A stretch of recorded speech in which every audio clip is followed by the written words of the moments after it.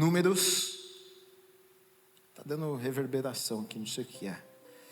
13, 1 e 2 diz assim: E o Senhor disse a Moisés: envie alguns homens em missão de reconhecimento à terra de Canaã, terra que dou aos israelitas. Envie um líder de cada tribo dos seus antepassados. E o Senhor disse a Moisés. O texto começa: e o Senhor disse a Moisés. Quem que disse a Moisés? O Senhor. E se o Senhor falou, quem é que pode se levantar contra aquilo que o próprio Deus está dizendo? Foi o Senhor quem disse. Não foi ideia de homens, não foi Moisés. Na verdade, Deus usou a boca de Moisés para falar ao povo. Deus estava falando aqui. A gente precisa ter isso muito claro. Deus é quem estava falando. E Deus falou e disse que Ele daria. Ele diz: olha, terra que dou aos israelitas. Então Deus disse: eu vou dar uma terra. Amém. Vamos orar. Deus, nós te agradecemos, Pai, pela Tua palavra.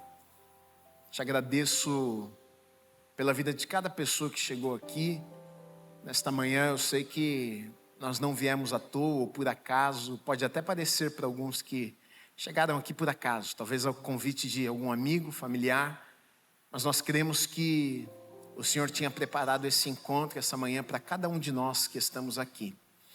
E a nossa oração, Deus, mais uma vez fala conosco. Nós não viemos aqui, nós não tiramos um tempo do nosso domingo para virmos aqui ouvirmos palavras de homem, mas viemos para ouvir a Tua voz. Fala conosco através da Tua palavra, nos traga a revelação da Tua palavra. Espírito Santo de Deus, abra os nossos olhos e nos ajude a ver aquilo que naturalmente não conseguimos enxergar. Muda as nossas vidas nessa manhã, transforma as nossas vidas, faça algo novo em nós. Que a unção do Teu Espírito, que ensina, esteja neste lugar sobre as nossas vidas nos ensinando. Que a unção do Teu Espírito que capacita esteja sobre a minha vida, me capacitando, para que eu consiga, Deus, transmitir aquilo que o Senhor deseja falar aos nossos corações nesta manhã. Nós te agradecemos em nome de Jesus. Amém e amém. Você pode aplaudir ao Senhor?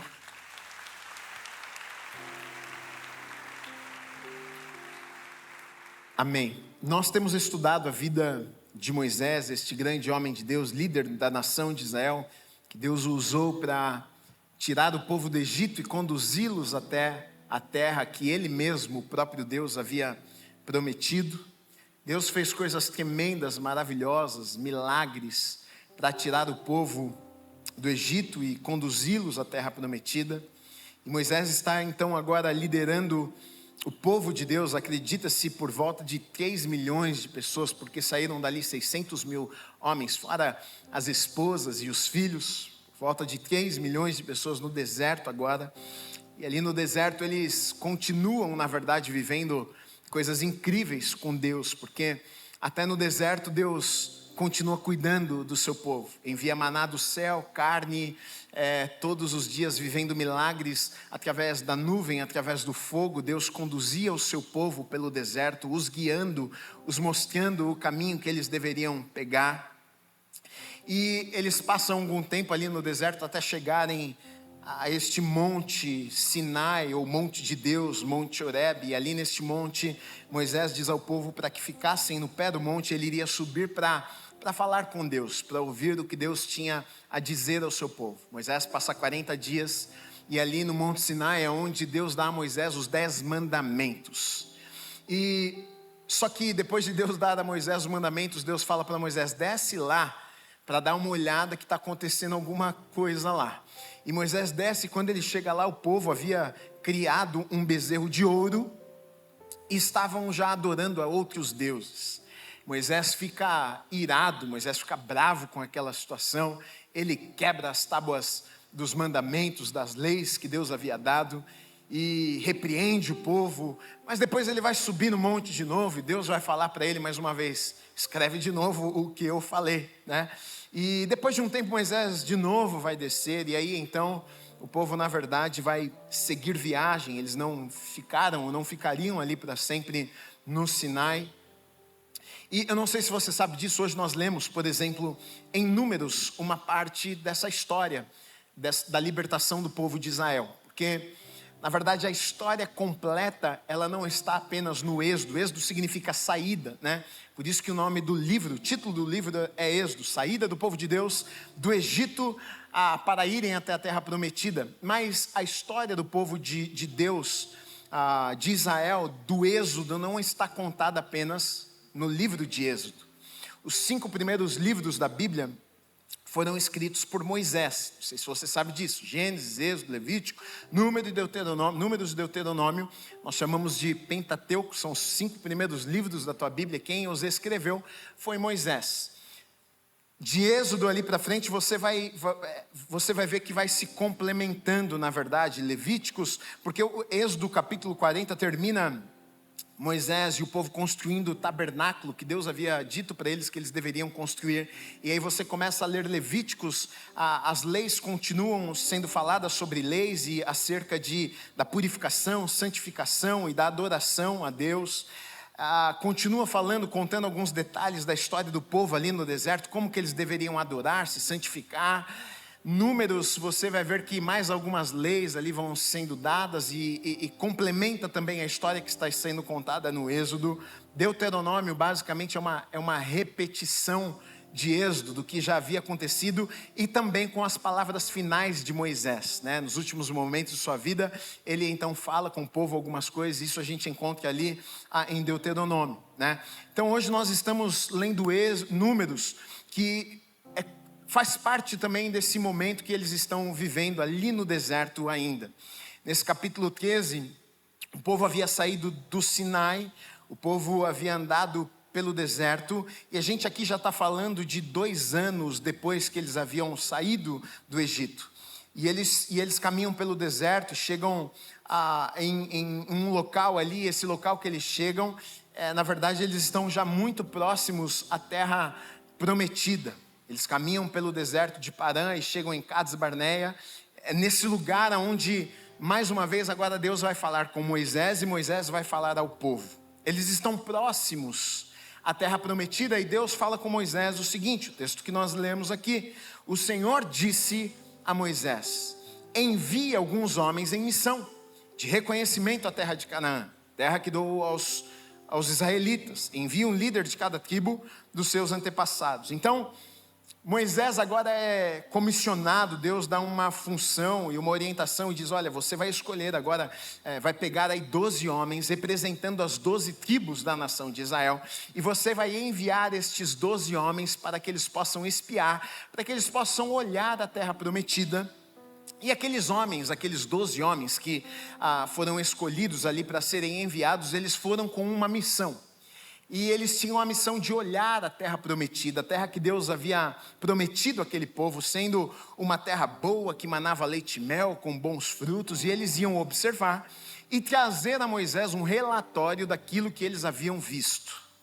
Então estes 12 homens, eles vão passar 40 dias lá espiando e olhando e analisando a terra que Deus havia prometido a eles, e depois de 40 dias eles iriam trazer um relatório de tudo aquilo que eles haviam visto.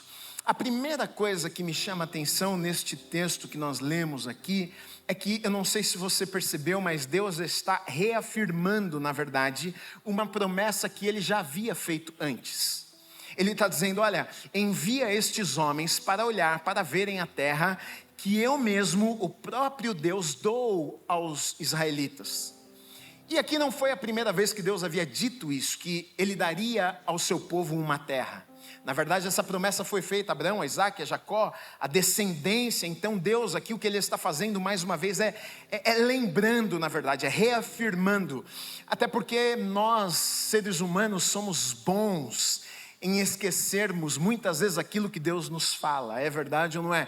Deus prometeu, mas o tempo passa, circunstâncias que rodeiam as nossas vidas muitas vezes fazem de alguma forma com que a gente se esqueça de uma promessa que Deus já fez a nós. E Deus então está reafirmando, Deus está dizendo: olha, eu quero que você Moisés, envie algumas pessoas, mas eu quero que vocês, os enviados, cheguem lá com um olhar diferente. Vocês não estão indo apenas olhar uma boa terra.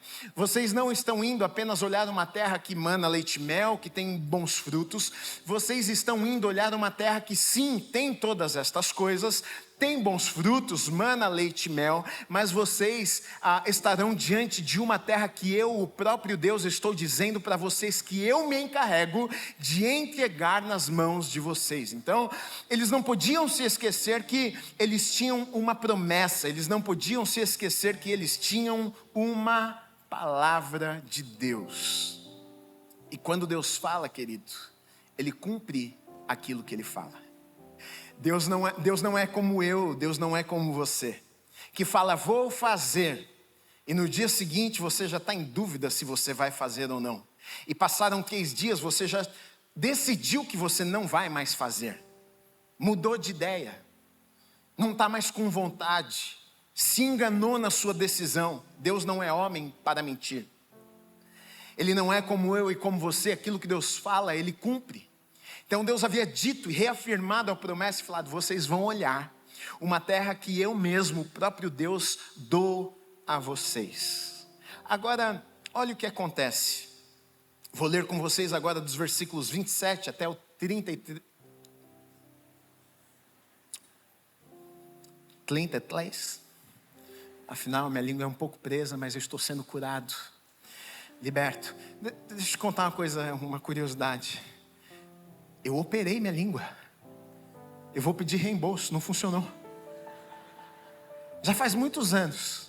Mas eu fui lá e falei, tem a língua presa. A mulher falou, não, isso é fácil, corta o sininho aqui, ó, embaixo da língua que resolve. Eu fui lá, cortei o sininho. E continuei falando 33. Falei, meu Deus, me enganaram. Mas eu melhorei. 33, aplauda Jesus por essa vitória. Versículos 27 a 33, olha a força que eu faço para falar. Diz o seguinte, e deram o seguinte relatório a Moisés. Então os espias foram olhar a terra, depois de 40 dias voltaram e foram entregar a Moisés um relatório daquilo que eles haviam visto. E diz o seguinte, entramos na terra a qual você nos enviou, onde manam leite e mel. Aqui estão alguns frutos dela. Olha o que eles fizeram, eles até trouxeram alguns frutos. Pegaram uma varinha, penduraram um cachinho de uva e levaram para Moisés. E pense nisso, o que para nós é extremamente comum e normal, para aquele povo era algo tremendo. Eles estão no deserto e no deserto não tinha fruto. Eles comiam do que Deus mandava todos os dias, maná do céu. As codornizes traziam carne para eles todos os dias. Eles tomavam água dos rios que encontravam lá. Eles não tinham frutos, não tinham variedades de comidas. Então, quando eles viram aquilo ali, com certeza, meu Deus, realmente essa é uma terra que mana leite e mel. A uvinha apareceu para alguns um chocolate, um pavê, algo maravilhoso. E eles ficaram, o meu entendimento é que eles ficaram tão maravilhados que eles falaram assim, gente, vamos levar para eles verem, isso aqui é bom demais. Pegaram um cachinho de uva e levaram para Moisés ver com os próprios olhos aquilo que eles haviam visto naquela terra. Aí no versículo 28 diz assim, mas o povo que lá vive é poderoso, e as cidades são fortificadas e muito grandes. Também vimos descendentes de Enaque, ou Anak, depende da versão da tua Bíblia. Os amalequitas vivem no Neguebe, os hititas, os jebuseus, os amorreus vivem na região montanhosa. Os cananeus vivem perto do mar e junto ao Jordão. Então Calebe fez o povo calar-se perante Moisés e disse, subamos e tomemos posse da terra. É certo que venceremos. Mas os homens que tinham ido com ele disseram, não podemos atacar aquele povo.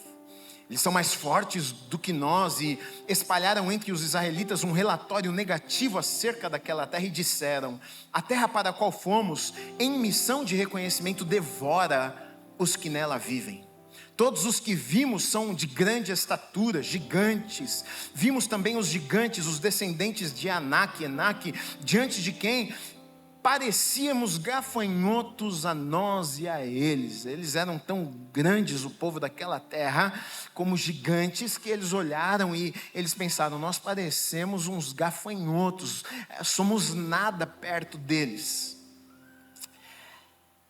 E diante dessa notícia que essa história é conhecida, você sabe que dos 12 homens que foram enviados, 10 voltaram com um relatório, o relatório era negativo. Exatamente o que nós lemos aqui dizendo, olha, a terra é boa, mas tem gigante, eles são muito grandes, eles são muito fortes, a cidade é fortificada, a gente não consegue entrar, não tem como vencê-los. E 10 dos 12, e para nós temos um diagnóstico aqui de que geralmente é assim que acontece e funciona. A maioria não creu. A maioria sentiu medo, a maioria se sentiu desanimado diante das impossibilidades que eles viram ali. Agora, uma coisa que me chama a atenção, não sei se você reparou nisso, eu li com vocês, dos versículos 27 até o 33. E apenas, por que está rindo? Eu vi. Apenas no versículo 27, de todos estes versículos que nós lemos, fala sobre algo bom. E todos os outros versículos falam sobre as impossibilidades que eles encontraram ali, naquele lugar. E isso me ensina algo, sabe por quê? Porque diante desse relatório que eles trouxeram, todo o povo ficou desanimado. Diante do relatório de que a terra é boa, mas tem gigante, tem isso, tem aquilo, é impossível, é grande, é forte, não tem como, não vamos conquistar, não vamos dar conta, a gente não tem, nos sentimos como gafanhotos, a gente é nada perto deles, não tem como. Diante deste relatório que 10 dos 12 trouxeram, o povo ficou com medo, o povo ficou desanimado, o povo perdeu a fé, o povo ficou desesperado, o povo começou a chorar. De todos estes versículos, apenas um versículo falando das coisas boas que haviam naquela terra. E vários outros versículos falando das dificuldades que eles haviam encontrado naquela terra. Aqui eu aprendo algo que eu posso aplicar na minha vida, naquilo que eu dou ênfase, aonde eu coloco os meus olhos, aonde eu presto atenção, que eu gasto mais tempo, coloco a minha energia e foco, aquilo cresce e aumenta na minha vida.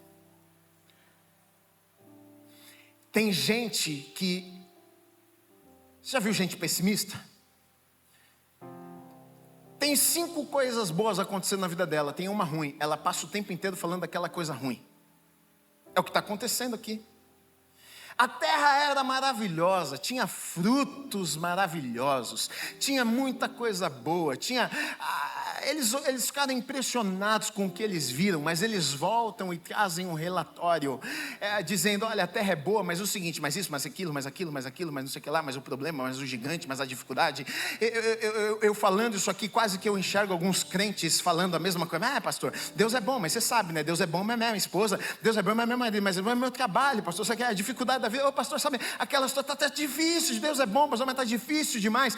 Às vezes a gente presta tanta atenção, a gente gasta tanto tempo olhando para as dificuldades da vida que a gente acaba apagando ou afogando as promessas que Deus tem para as nossas vidas. Aqui existia uma promessa, aqui o próprio Deus havia falado, esta terra eu dou a vocês, mas o problema é que os olhos daquele povo foram fixos nos problemas e nas dificuldades de tal maneira que uma promessa, algo que Deus havia falado foi afogado. Eles se esqueceram, eles deixaram de acreditar naquilo que eu presto mais atenção, cresce na minha vida. Para onde você tem olhado, no que você tem gastado o seu tempo, o que sai da tua boca todos os dias. Muitas vezes a gente fala mais dos problemas do que das conquistas, a gente fala mais das dificuldades do que das promessas que Deus tem para as nossas vidas. E deixa eu te dizer algo, se você é uma pessoa que gasta tempo olhando só para as impossibilidades, provavelmente essa fala tua, aquilo que você pensa todos os dias, vai gerar algo no teu coração, medo, falta de fé, incredulidade, e isso vai te impedir de viver aquilo que Deus disse que você poderia viver. Talvez o povo não conseguiu compreender que uma promessa não os isentaria de problemas, porque às vezes a gente pensa isso, né? Bom, Deus tem algo maravilhoso para mim, sim. E a gente pensa, bom, começou a acontecer algo ruim na minha vida, eu tive um problema, a circunstância está difícil. Não, então essa circunstância difícil cancelou a promessa que... Não cancelou. Deus nunca prometeu que eu não passaria por circunstâncias difíceis. Deus nunca prometeu que eu não teria problemas na minha vida. Deus nunca me prometeu que eu não teria em alguns momentos de enfrentar alguns gigantes. Mas talvez o povo, quando olha a situação e os gigantes, eles pensam, bom, mas Deus deu uma promessa, mas e aí? É como se, então, o fato de Deus ter dado uma promessa significa então que você não vai enfrentar mais nenhum inimigo na tua vida agora. Agora nenhum gigante mais vai se levantar. Agora não vai ter mais situação e circunstância difícil. Afinal, Deus me deu uma promessa. Não, querido, eu aprendo aqui nessa história que, independente de Deus ter dado uma promessa, uma palavra para a minha vida, isso não me livra dos problemas da vida, isso não me livra, não me isenta dos gigantes que vão aparecer e eu vou ter que enfrentá-los todos os dias. Mas muitas vezes nós somos enganados por isso aqui. Então, se aparecer uma situação difícil, se aparecer um gigante à minha frente, eu desanimo porque eu penso, então Deus não tem uma promessa para mim. Mentira do diabo. Uma promessa não me livra dos gigantes. Olha só, de 3 milhões, provavelmente, de pessoas que estavam ali. Eu fico imaginando a expectativa, porque 12 homens saíram, foram olhar a terra prometida para trazer notícias, e o povo está esperando. Rapaz, o que eles vão falar? Qual vai ser notícia? Bom demais. Já está perto. Se não estivesse perto, eles não chegariam para ver a terra prometida. Já estavam perto. Vamos lá, vamos para a terra prometida. E daqui a pouquinho a gente vai estar lá. Isso é bom demais. Eles vão voltar e vão contar tudo para a gente o que aconteceu. E dos 12 voltam 10 falando que não tem jeito, não vamos dar conta. Esquece. E aí então, olha o que acontece. No capítulo 14, versículo 1 diz assim: naquela noite, toda a comunidade começou a chorar em alta voz. Estava todo mundo feliz, todo mundo animado, todo mundo empolgado para o que eles viveriam daqui a pouco. Diante de uma notícia, está todo mundo chorando. Porque alguns não creram, a vida de muitos foi afetada. Incredulidade é contagiosa. Não crer muitas vezes não afeta apenas as nossas vidas, mas muitas vezes afeta a vida das pessoas que rodeiam as nossas vidas. Porque quando eu não creio, eu duvido, a minha fala vai ser nesse sentido. Não vai ter jeito.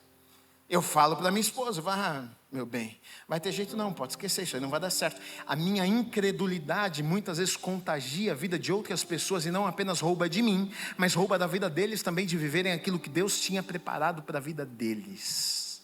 E é o que vai acontecer aqui. Olha o que diz dos versículos 2 ao 4. Todos, isso aqui me chama a atenção, todos, não foram alguns, a gente está falando de milhões de pessoas. Todos os israelitas queixaram-se contra Moisés e contra Arão, e toda a comunidade lhes disse: quem dera tivéssemos morrido no deserto, no Egito, ou neste deserto, porque o Senhor está nos trazendo para esta terra, só para nos deixar cair a espada. Nossas mulheres e nossos filhos serão tomados como despojo de guerra. Não seria melhor voltar para o Egito? E disseram uns aos outros: escolheremos um chefe e voltaremos para o Egito. Olha que coisa triste que está acontecendo aqui. E é exatamente o que acontece quando perdemos a fé, deixamos de crer. O povo agora está olhando para trás. O povo tinha algo maravilhoso à frente, mas perderam a fé e agora decidiram olhar para o lugar que Deus havia os tirado algum tempo atrás. E muitas vezes é exatamente o que acontece comigo e com você. Quando não cremos, muitas vezes o desejo do nosso coração é voltarmos para o lugar que estávamos. Não estava bom, mas eu estava me sentindo até que seguro, não ia morrer.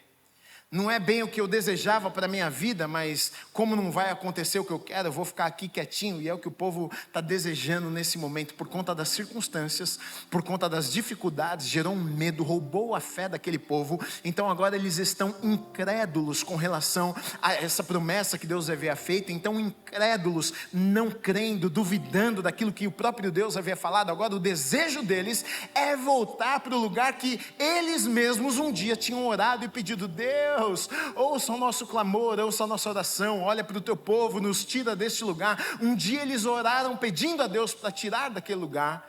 Um pouco à frente eles estão chorando e dizendo: vamos voltar para esse lugar que o próprio Deus nos tirou. Não prefira uma vida medíocre por conta dos desafios que o novo traz. E para mim, uma das coisas tristes aqui, porque a gente vai olhar daqui a pouquinho, a gente vai ver que aquele povo perdeu a promessa que Deus havia dado a eles. Nos versículos 20 a 23 de Números 14 diz assim: porque Deus está vendo aquela situação, Deus está vendo o povo chorando, Deus está vendo o povo reclamando, Deus está vendo o povo praguejando contra Moisés e Arão, dizendo: a gente vai encontrar aqui um líder que vai nos levar de volta para o Egito, a gente não quer mais isso aqui não, a gente não quer terra prometida, coisa nenhuma, isso aí é uma mentira, enganaram a gente vai morrer nesse lugar, vamos ser envergonhados, as nossas famílias, mulheres vão ser envergonhadas aqui, deixa isso para lá, vamos voltar para o Egito, a gente vai achar um líder aqui entre nós que vai nos conduzir de volta. E Deus olhando para essa situação, então Deus agora começa a falar. E ele diz o seguinte: o Senhor respondeu: eu o perdoei conforme você pediu. No entanto, juro pela glória do Senhor, que enche toda a terra, que nenhum dos que viram a glória e os sinais miraculosos que realizei no Egito e no deserto, e me puseram à prova e me desobedeceram 10 vezes, nenhum deles chegará a ver a terra que prometi com juramento aos seus antepassados. Ninguém que me tratou com desprezo haverá. Versículos 28 a 30 diz assim: diga-lhes, juro pelo meu nome, declara o Senhor, que farei a vocês tudo o que pediram. Cairão neste deserto os cadáveres de todos vocês, de 20 anos para cima, que foram contados no recenseamento e que se queixaram contra mim. Nenhum de vocês entrará na terra que com mão levantada jurei dar-lhes para a sua habitação, exceto Calebe, filho de Jefoné, e Josué, filho de Num. Olha que coisa triste que está acontecendo. Deus faz uma promessa e diz ao povo: eu tenho um lugar maravilhoso para vocês. Quando o povo enfrenta dificuldades e vê a adversidade, eles deixam de acreditar, eles deixam de crer que aquilo que Deus havia falado seria uma realidade na vida deles. E não apenas isso, eles começam a murmurar, eles começam a reclamar. Deus se ira e fala: então, já que vocês deixaram de acreditar, já que vocês murmuraram, então a notícia que eu tenho para vocês é a seguinte: vocês não vão entrar na terra que eu mesmo prometi. E Deus disse, porque havia sido feito um recenseamento, eles haviam contado as pessoas, as idades e tudo, e Deus disse: houve um recenseamento, eu quero dizer para vocês, todos aqueles que tiverem mais de 20 anos, junto com estes 10 que não creram, apenas Josué e Calebe foram os que creram. Ele está dizendo: todos estes não entrarão no descanso, não entrarão na terra prometida. Olha que coisa impressionante que está acontecendo. Deus prometeu, mas mesmo Deus tendo prometido, um povo não iria viver o que Deus havia prometido. Isso me ensina algo poderoso. O fato de Deus ter prometido não me assegura de que eu vou viver o que Deus me prometeu, se eu não me posicionar. Deus pode ter algo maravilhoso para a minha vida, mas isso não acontece automaticamente. Isso não, eu não preciso fazer nada e vai acontecer. Por conta da incredulidade, por aquele povo não ter acreditado no que Deus havia falado, eles deixaram de viver o que Deus tinha para a vida deles. E muitas vezes, querido, a gente tem nas nossas vidas que pecadões, né? Pecados. Olha, se eu não trair a minha esposa, se eu não fizer tal coisa terrível, se eu não matar ninguém, então eu vou viver as promessas. Mas aqui o texto está nos ensinando, está falando sobre um pecado que muitas vezes a gente não percebe, passa desapercebido, mas que também rouba de nós as promessas que Deus tem para as nossas vidas. Qual é esse pecado? Pecado da incredulidade. A Bíblia vai dizer que é um pecado, é não crer, é não acreditar. Não sei se você sabia disso. A falta de fé, a incredulidade que resulta na incredulidade, pecado aos olhos de Deus. Sem fé, o escritor aos Hebreus diz que é impossível agradar a Deus. Tem muitas coisas que podem roubar de nós as promessas que Deus tem para as nossas vidas. Pecados, por exemplo, muitas vezes roubam de nós, nos afastam, nos tiram do caminho que Deus tinha para nós, mas às vezes a gente não percebe que o não crermos também, o duvidar também. Deus tem, mas não sei, hein? Deus falou, mas Gui, a situação lá é difícil. E muitas vezes nós somos roubados daquilo que Deus tem preparado para as nossas vidas pelo simples fato de não crermos. Não conseguir acreditar.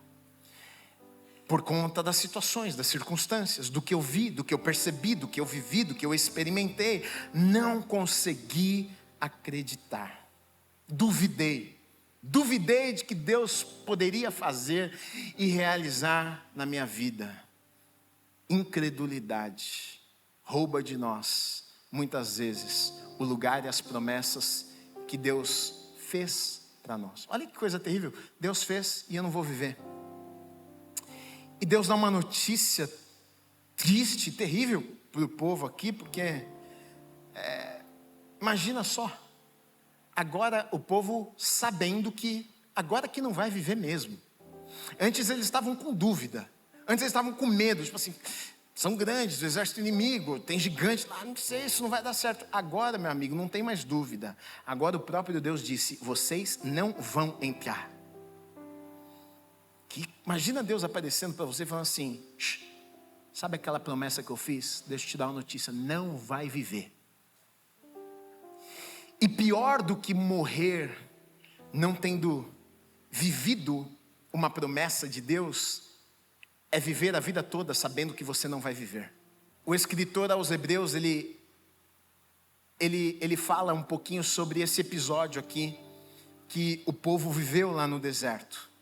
No capítulo 3, versículos 7 a 14, diz assim: assim como diz o Espírito Santo, hoje se vocês ouvirem a sua voz, parece que está repetindo, né? Porque Deus havia dito isso ao povo também, se vocês ouvirem a minha voz atentamente, me obedecerem, serão propriedade exclusiva, povo peculiar, separados. Parece que está repetindo o que Deus já havia dito. Olha, assim como diz o Espírito Santo hoje, se vocês ouvirem a sua voz, não endureçam o coração, como na rebelião durante o tempo da provocação no deserto. Ele está falando aqui do povo de Deus no deserto. Ele diz, onde os seus antepassados me tentaram, pondo-me à prova, apesar de durante 40 anos terem visto o que eu fiz.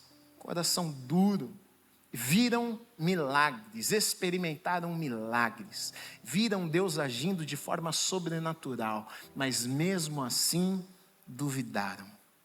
Por isso, diz assim, fiquei irado contra aquela geração e disse, o seu coração está sempre se desviando, e eles não reconheceram os meus caminhos. Assim, jurei na minha ira, jamais entrarão no meu descanso. Não vou ler tudo. Aqui o escritor aos Hebreus dizendo, o Espírito Santo está dizendo para vocês, e é como se ele estivesse repetindo o que Deus já havia falado antes, se vocês ouvirem atentamente, se vocês obedecerem aquilo que vocês estão ouvindo. E ele começa a falar que vocês não sejam, na verdade ele está trazendo a história, ele está olhando de trás para frente, ele está dizendo, olha, assim como foi na tentação lá no deserto, quando o povo estava lá no deserto, e o povo tinha promessa, e o povo duvidou e não viveu as promessas, e aqui ele coloca a Canaã, ele coloca a terra prometida, a promessa que Deus tinha para aquele povo, ele diz, eles não entraram neste lugar, e ele diz, sobre este lugar, ele usa a palavra, ele fala descanso. Quando ele fala descanso aqui, ele está falando sobre essa terra que Deus havia prometido para aquele povo. Porque para aquele povo, na verdade, aquela terra representava descanso. Eles estavam no deserto, mas não queriam ficar no deserto. Eles estavam no Egito, mas mesmo no Egito, com os olhos na terra prometida, afinal, eles tinham uma promessa. Deus havia feito uma aliança e prometido a Abraão, a Isaac e a Jacó, eu tenho uma terra para o meu povo. Então o povo estava lá no Egito, escravizados, mas com os olhos na terra prometida, com os olhos naquele lugar que um dia eles iriam ter descanso. E descanso aqui não é simplesmente descanso, ficar na cama descansando. Descanso é um lugar de paz, descanso é um lugar onde nós vamos desfrutar das promessas que Deus fez para nós. Para o povo de Israel, descanso era um lugar. Um pouco mais à frente, para os judeus, o descanso, na verdade, para muitos era um dia apenas, né? O sétimo dia, o dia do descanso, o dia do Senhor, o dia que eles separavam para passar tempo com Deus, para adorar a Deus. Mas na verdade, Jesus, quando ele vem no Novo Testamento, ele vai trazendo uma aplicação nova e dizendo o seguinte: olha, descanso na verdade, para nós não é apenas um lugar, né? Não é a terra prometida que é o descanso para nós. Ele vai trazer o seguinte: olha, o descanso na verdade não é um dia na semana, porque até os discípulos em alguns momentos questionaram a Jesus e falaram: mas por que está fazendo alguma coisa no sábado, que é o dia do descanso? Hoje era o dia para ficar descansando, você está fazendo alguma coisa? Mas Jesus vem mostrando que o descanso na verdade era um pouco diferente. Não estava num dia, o descanso não estava num lugar, e o povo na verdade não percebeu isso, porque eu acredito que até no deserto eles poderiam ter vivido o descanso de Deus para eles, mas eles não conseguiram, talvez porque eles colocaram descanso em um lugar, e na verdade o descanso não era num lugar, porque não existe um lugar aqui na terra que seja perfeito, ou seja, que estejamos livres das dificuldades, dos desafios. Eles iriam pisar na terra prometida e enfrentariam desafios também. Eles iriam ter que lutar, guerrear, eles iriam ter que agora plantar, ter que colher. A vida não ficaria simplesmente agora vamos para esse lugar que a gente vai descansar. Eles tiveram talvez um entendimento errado, ou seja, a gente precisa pisar nesse lugar para descansar, enquanto talvez perderam o descanso que Deus tinha para a vida deles até no meio do deserto. E talvez seja exatamente o que acontece muitas vezes nas nossas vidas. Às vezes a gente tem a falsa ideia de que o descanso, ou aquela paz que a gente precisa, aquela sensação de que agora está tudo certo, depende de uma posição, de um lugar. Que quando eu conseguir comprar a minha casa, aí eu vou descansar o coração. Tenho filho, né? Sabe como é que é? Fico preocupado. Então, a gente coloca às vezes em um lugar, uma posição. Não, pastor, quando eu chegar, né?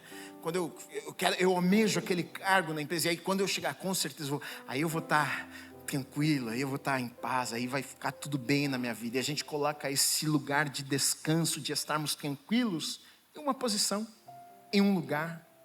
E talvez foi o que o povo fez muito tempo, e não conseguiram nem estar na terra prometida e nem viver do descanso de Deus para a vida deles ali no deserto. Olha o que Jesus diz, Mateus 11, 28 a 30, ele diz: vinde a mim, todos os que estáis cansados e sobrecarregados, sou eu quem vou aliviar vocês.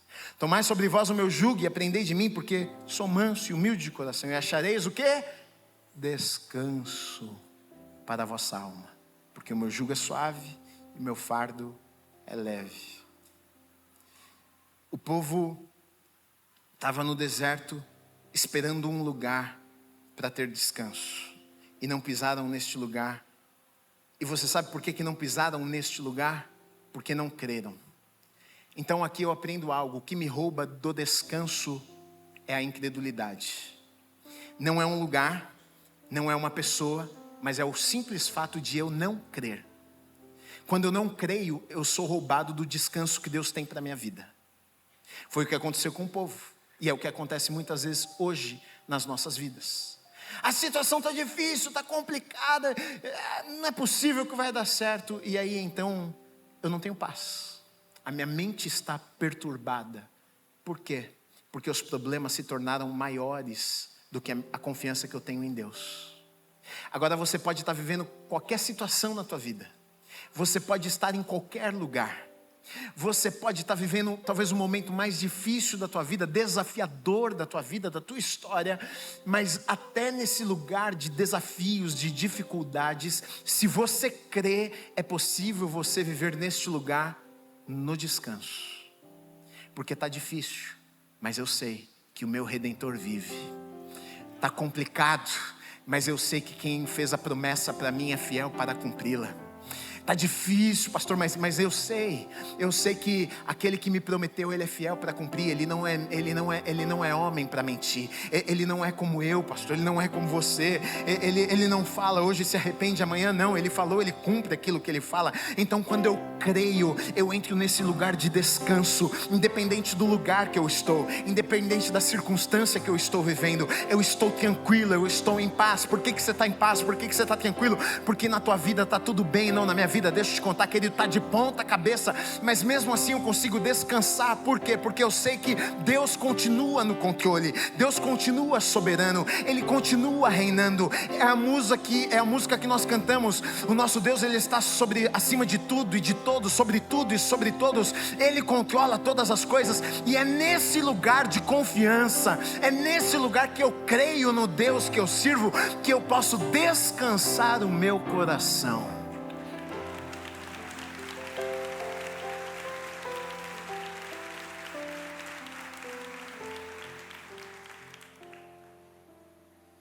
A incredulidade ou a falta de fé nos rouba deste lugar que Deus tem para as nossas vidas.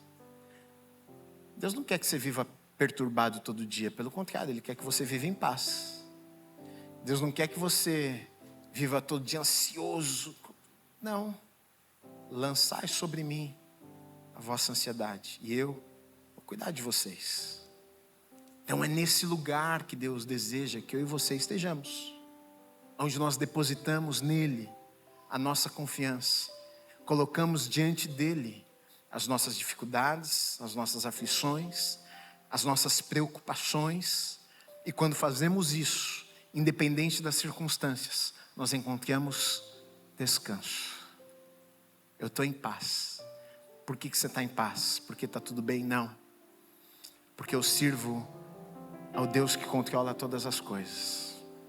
E a palavra dele diz que Ele tem não apenas bons planos, mas Ele tem os melhores planos para a minha vida. Por isso que eu estou em paz. Não estou vendo acontecer, mas eu não vivo, não dependo daquilo que eu vejo, mas no que creio. Por isso que eu estou em paz.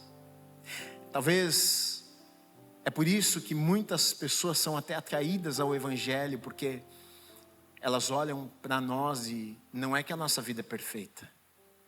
Não é que a gente não tem problema na família, na casa, os desafios. Não é isso. Mas a gente olha para a vida de uma maneira diferente. A gente está vivendo uma confusão, mas está tudo bem. Por que está tudo bem? Porque eu sei que Deus está no controle. Porque eu sei que eu sou filho. Porque eu sei que eu sou filha. Porque eu sei que Ele me ama. Que eu sei que Ele se importa comigo. Eu sei que o meu Redentor vive e Ele vai se levantar, e Ele vai fazer, e Ele vai cumprir aquilo que Ele me prometeu. Algumas coisas que podem nos impedir de entrarmos neste descanso. E descanso aqui, para eles era um lugar, mas para nós não é um lugar físico. É aqui em nós, na nossa alma, coração. É aqui agora. No capítulo 3 de Hebreus, versículo 8, eu acho que aqui tem algo que impede de entrarmos nesse descanso também. Talvez seja o primeiro passo aqui. Diz o seguinte: não endureçais o vosso coração, como foi na provocação, no dia da tentação no deserto. Não endureçais o vosso coração. Talvez um coração duro seja o primeiro obstáculo que de alguma forma vai tentar roubar de você, de conseguir entrar neste lugar de descanso. Um coração duro, ele é fechado. Ele já não ouve mais, ele já não aceita mais. Você pode vir a um lugar como esse e ouvir a palavra de Deus, mas se você não abrir o teu coração. É por isso que Apocalipse 3:20, Jesus dizendo: eis que estou à porta e bato. Aquele que abrir a porta do seu coração, eu entrarei ali, serei com Ele, Ele comigo. Dureza de coração. Quando eu endureço o meu coração, quando eu fecho as portas do meu coração, então os meus ouvidos também se fecham. Entra aqui, mas sai por ali. Eu não estou aberto a ouvir, aprender, a receber aquilo que Deus tem para a minha vida. E talvez esse seja o primeiro ponto, o primeiro lugar onde eu sou roubado de viver esse descanso que Deus tem para a minha vida. Segunda coisa, versículo 12 diz assim: tende cuidado, irmãos, jamais aconteça haver em qualquer de vós perverso coração de incredulidade que vos afaste do Deus vivo. Incredulidade, não crer, falta de fé, não acreditar. Coloca aqui como algo que também rouba de nós esse lugar que Deus tem preparado para as nossas vidas. Às vezes o crente fica se esforçando para atender o protocolo, né? Para cumprir as regras. Não posso pecar, fazer isso, posso fazer aquilo, porque senão Deus não vai me fazer na minha vida o que Ele tem. Sim, mas às vezes a gente se esquece que o simples fato de não crermos também rouba de nós. Deus falou com você, você fala, que coisa nenhuma, Deus, a minha vida aqui, a minha situação, isso não vai acontecer. E de fato, se você não crer, não vai acontecer. Terceira coisa, desobediência. Diz: esforcemo-nos, pois, para entrar naquele descanso, a fim de que ninguém caia. Segundo o mesmo exemplo de desobediência. Foram desobedientes e por isso não entraram no descanso que Deus tinha preparado para a vida deles. Ou seja, desobediente é aquele que faz o que quer, não o que Deus orienta a fazer. Desobediente, Deus fala, vai para lá, fala, não, vou para cá. Não entra no descanso. Você está lá e não está em paz. Você está lá porque você quis estar lá e você está lá com uma confusão mental, dizendo, meu Deus, não sei porquê. Quem já viveu isso? Não sei porque está tudo certo, mas está tudo errado. Não tenho paz, a coisa parece que não vai. E você fez o que você queria. Desobedeceu. Quando nós desobedecemos, também somos roubados deste lugar de descanso. O contrário disso também é verdade. Quando nós obedecemos, nós entramos nesse lugar de descanso. Não sei quantos já tiveram a experiência de estar no centro da vontade de Deus. E a sensação de quando você está no centro da vontade de Deus é que você tem tudo o que você precisa. Às vezes está até faltando alguma coisa, mas você está feliz. A obediência a Deus nos coloca nesse lugar de descanso. Nem está tudo certo, mas está tudo certo. Está tudo bem. Eu estou no lugar que Deus me chamou para estar. Você sabe qual é a fonte da alegria? É Deus. Sabe qual é a fonte da paz que nós precisamos? Vem dEle. E talvez tudo isso tenha nos faltado, não é porque não alcançamos o lugar que nós gostaríamos de alcançar, um lugar, uma posição. Mas talvez seja pelo fato de termos, com as nossas atitudes, escolhas, falta de fé, afastado Deus das nossas vidas. E nos falta então paz, nos falta alegria, nos falta esperança, nos falta descanso. Talvez você esteja vivendo, humanamente falando, o melhor e o pior, a melhor e a pior estação da tua vida. Porque talvez você está vivendo a melhor estação, humanamente pensando, está voando no trabalho, está realizando muito, está fazendo muitas coisas legais, a família está bem, mas talvez é nesse mesmo lugar que você está vivendo os piores dias da tua vida. Porque você entra na tua casa e não encontra alegria. Você senta no teu carrão para dar uma volta e continua com aquela tristeza no coração. E você está vivendo tudo isso de bom, mas ao mesmo tempo está tão ruim. Por quê? Você está longe desse lugar de descanso que Deus tem para a tua vida. Não existe lugar melhor para se estar. O povo foi roubado. E é muito triste porque não é o que Deus tinha para a vida deles. Deus tinha algo diferente. Mas Deus é tão bom que Ele não obriga ninguém a nada. Ele coloca e diz, olha, eu tenho uma promessa, tenho algo maravilhoso, mas se você não quiser viver, eu não vou te obrigar. O papel de crer, de acreditar, de mover os meus pés em direção ao lugar, ou de acordo com aquilo que eu creio, essa responsabilidade é minha. é tua. Deus não vai te obrigar a fazer. Deus não vai te obrigar a falar assim, tem que acreditar, tem nada, você tem o que você quer. Ele tem uma promessa, Ele tem bons planos, Ele tem um lugar maravilhoso, mas Ele deixa aqui e fala, e aí? É com você, você topa? Vamos lá?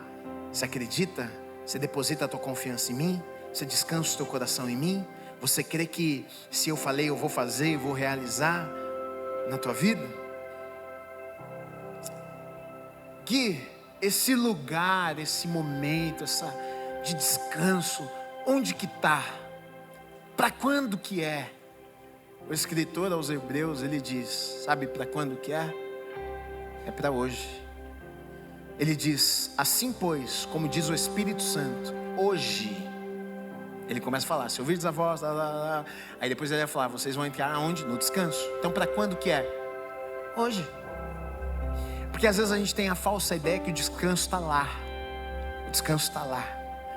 A paz, o momento tranquilo está lá, Gui, quando eu conquistar, quando eu chegar, quando eu realizar, quando eu fizer, quando as coisas mudarem, quando as circunstâncias mudarem, aí eu vou estar tranquilo, aí eu vou entrar no descanso. Deus está dizendo para você hoje, é para você mesmo, a tua vida está de ponta cabeça, e Deus te trouxe aqui nessa manhã para te dizer, é nesse lugar de ponta cabeça que Deus tem um lugar de descanso para você, e não é amanhã, não é quando os problemas forem resolvidos, não é quando a circunstância mudar, é até nessa circunstância confusa, nesse momento difícil, Deus está te dizendo hoje, existe um descanso para a tua alma, para o teu espírito hoje, no lugar que você está vivendo, as circunstâncias difíceis que você está vivendo, recebe essa palavra. Deus está te dizendo hoje, é possível hoje, se você ouvir a voz do Espírito, se você obedecer, existe um lugar de descanso nele hoje, para a tua vida e para o teu coração. Você pode estar vivendo circunstâncias difíceis, mas Deus está dizendo para você hoje, você pode estar com o teu coração em paz hoje, você pode estar tranquilo hoje, você pode descansar do teu coração hoje. O nosso descanso, a nossa esperança, a nossa alegria não está afirmada e nem apoiada em um lugar, nas circunstâncias, mas a nossa alegria, a nossa esperança, a nossa paz está firmada em uma pessoa, e o nome dessa pessoa é Jesus, e Ele está disponível para você hoje, aqui, agora. Se você colocar e confiar o teu coração nas mãos dEle, você vai entrar nesse lugar, você vai entrar nesse lugar de descanso, você vai entrar nesse lugar que você não achou que seria possível, mesmo no meio das confusões da vida. Deus está dizendo, eu estou profetizando sobre a tua vida, que existe um descanso hoje para você.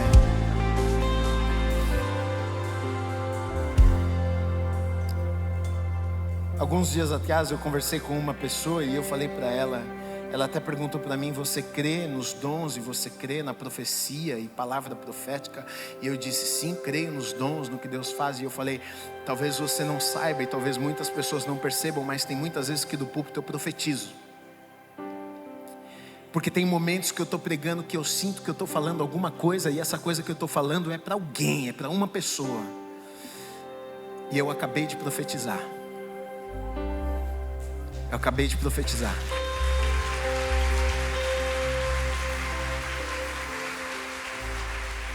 Deus te trouxe aqui para te dizer que talvez Ele não vai te arrancar do lugar que você está hoje, dessa confusão que você está enfrentando, mas Ele te trouxe aqui para te dizer que você vai viver uma paz que você nunca viveu, uma alegria que você nunca viveu, até nesse lugar de confusão que você está vivendo. É isso que muitas vezes Deus faz. Nem sempre Ele nos tira dos problemas que nós estamos vivendo, mas sempre Ele entra com a gente no problema que estamos vivendo. Deus não poupou alguns homens de caírem na fornalha, mas na fornalha o quarto homem estava lá, junto com eles. Talvez Deus não vai te isentar ou te livrar de alguns problemas da vida, mas Ele vai estar com você em todos eles. A sua boa mão forte vai te sustentar, vai te guiar, vai alegrar o teu coração, vai trazer paz, para que você consiga passar por tudo isso e viver todas as promessas que Ele tem para a tua vida. Receba essa palavra nessa manhã, em nome de Jesus, em nome de Jesus, em nome de Jesus. Descansa hoje, se alegra hoje, sinta paz hoje, porque não depende das circunstâncias. A nossa alegria, a nossa esperança está em uma pessoa, e Ele está disponível a você nessa manhã, em nome de Jesus. Você crê nisso?